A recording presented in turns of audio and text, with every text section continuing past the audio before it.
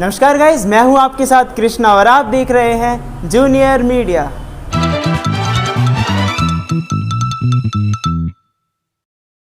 Guys आपको बता दें कि आज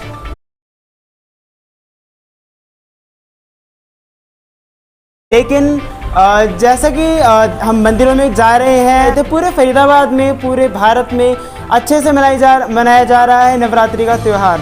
ठीक है, तो हम जान लेते हैं इसके बारे में, क्योंकि बहुत से ऐसे भी लोग हैं जिन्हें व्रत के बारे में पता नहीं होता, विधि पता नहीं होती, बस इतना पता होता है कि हाँ व्रत रखते हैं, बस कुछ नहीं खाना, कुछ नहीं पीना, सिर्फ व्रत रखना है। तो उन्हें थोड़ी सी विधि पता चल जाएगी और पूरे नवरात्रि में कौन कौन सी माताएं होती हैं जिन्हें हम पूजते हैं। तो हमारे साथ हैं आचार्य विष्णु महाराज जी, तो आइए उनसे जान लेते हैं। पंडित जी नमस्कार। नमस्कार जी। जैसा कि हम सबको पता है कि नवरात्रि चल रही है, लोग बड़े धूमधाम से मनाते हैं, तो बहुत से लोग ऐसे हैं जिनको ज्ञान नहीं है कि किस तरह से व्रत रखा जाता है। तो आप उनको क्या संदेश देंगे? सबसे पहले हैं, हम कोई भी कार्य करते हैं तो हम अपना आसन शुद्ध करते हैं।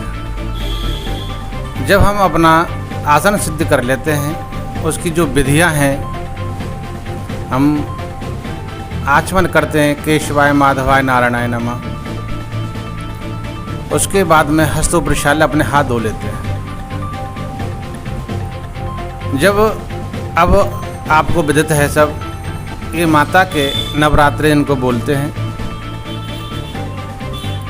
और नवरात्रा में जो विधियां होती हैं, विधि एक तो हम एक तरीके से करते हैं, एक टाइम फलाहार करते हैं। बाय द वे हमारा स्वास्थ्य ठीक नहीं है तो हम 2 टाइम भी फलाहार ले सकते हैं, अन्न का सेवन नहीं करते हैं। कुछ माताएं बहनें ऐसी हैं, लौंग के जोड़े से व्रत करती हैं, कुछ तुलसी दल से व्रत करते हैं। उसकी विधि के अनुसार हम अनुष्ठान करते हैं। तो सर्वप्रथम हम माता जी के लिए नमस्कार करते हैं। ये नवरात्रा में ये 9 बहनें हैं जिनको हम 9 देवी बोलते हैं। अब की बार ये 8 नवरात्रि हैं, 8 दिन की नवरात्रा है। 8 दिन की नवरात्रा में, लेकिन एक जो चौथी नवरात्रा है जिसको बोलते हैं, वो अब की बार लुप्त है, उसको 6 बोलते हैं। 6 हो गई, ये तिथि कम हो गई, ये कम हो गई है, एक तिथि कम हो गई है। तो यानी कि चौथी और 5वीं नवरात्रा। तो ये पुजंगी 9 ही देवी नवरात्रा है, लेकिन एक तिथि कम होने से गुरुवार से हमारी नवरात्रा प्रारंभ हुई और गुरुवार को ही समापन हो जाएगी। ये 9 देवी हैं, उनको हम विधि के अनुसार जो हमारा सिस्टम है, पहली है माँ शैलपुत्री, दूसरी है ब्रह्मचारिणी, तीसरी है चंद्रघंटा, चौथी है कुष्मांडा और 5वीं है स्कंद माता, 6ठी है कात्यायनी माता, 7वीं है कालरात्रि माता, 8वीं है माँ गौरी माता और 9वीं है सिद्धात्री माता। ये सर्वश्रेष्ठ माता है। ऐसे अगर हम 9 देवियों की पूजा करते हैं तो सिद्ध माता की, जो सिद्धात्री जिसको बोलते हैं, इनकी पीठ बनती है, ये 9 देवी जी। पंडित जी, जैसा कि देखा जाता है कि कुछ लोग होते हैं जो कि व्रत तो रखते हैं, लेकिन उनका ये भी मानना है कि अगर हमने ये छोटी सी गलती कर दी तो इसमें बहुत बड़ा अपशगुन हो गया। कुछ ऐसा भी है क्या? अभी एक भक्तगण का फ़ोन आया था एक माता जी का कि गुरुजी तबीयत हमारी ख़राब है और हमारा व्रत भी चल रहा है, क्या हम दवाई ले लें? तुम्हारे वेदों में कहा गया है, आपत्ति काले मर्यादा नास्ति। आपत्ति में यानी कोई परिस्थिति हमारे सामने खड़ी हो जाए तो हम क्या करें? तो भगवान कृष्ण ने भी गीता में कहा है कि मैं हथियार नहीं उठाऊंगा। जब भीष्म पितामह से युद्ध हुआ तो भगवान ने रथ के पहिया को हथियार बना लिया। मेरा मान भले टल जाए, भक्त का मान न टलते देखा। तो आपत्ति अगर हमारे सामने है तो वहाँ नियम नहीं चलता।